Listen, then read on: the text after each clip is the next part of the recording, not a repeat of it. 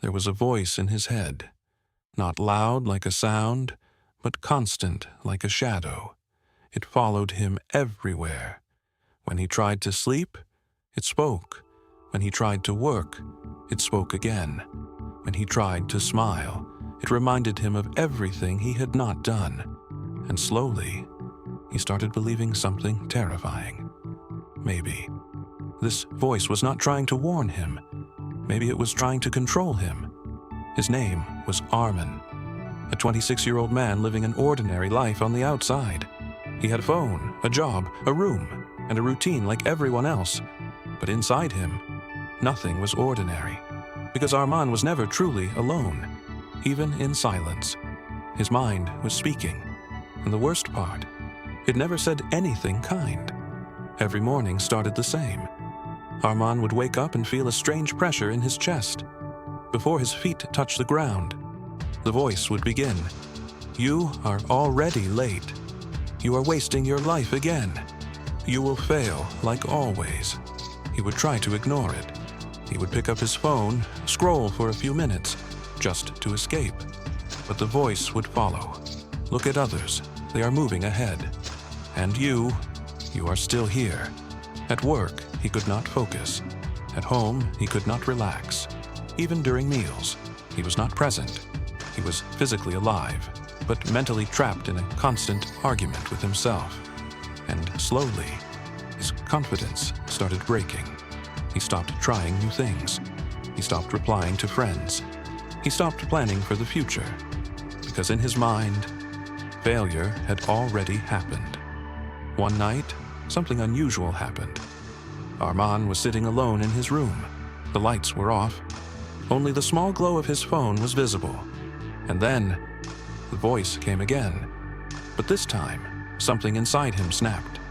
He stood up and walked to the mirror. He looked at himself deeply.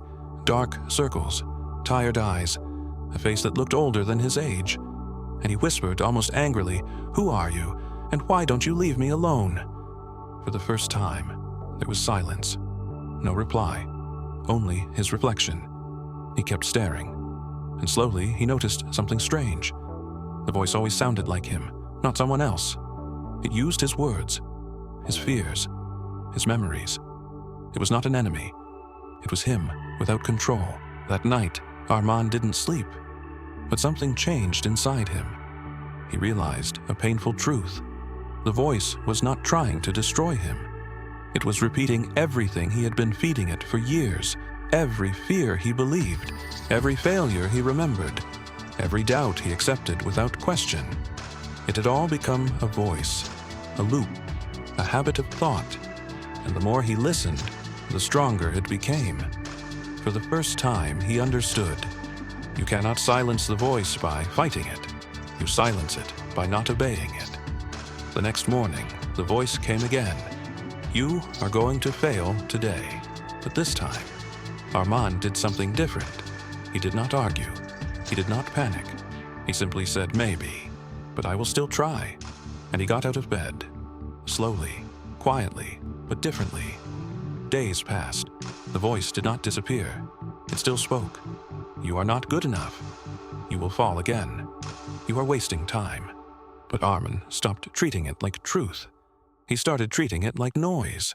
He worked even when he felt lazy. He studied even when he felt confused. He moved forward even when he felt stuck. And something powerful happened. The voice became weaker, not because it stopped speaking, but because he stopped listening. Armin finally understood. Your mind will always talk, but you don't have to follow everything it says. Discipline is not silence inside your head. Discipline is action, despite the noise. Months later, Armin was still the same person, but not the same inside. The voice still came sometimes, but it no longer controlled him. Now he would smile when it spoke, because he knew the truth. It was just an echo of his old self, not the leader of his life. And for the first time in years, Armin finally slept peacefully. Not because the mind was silent, but because he was no longer afraid of it.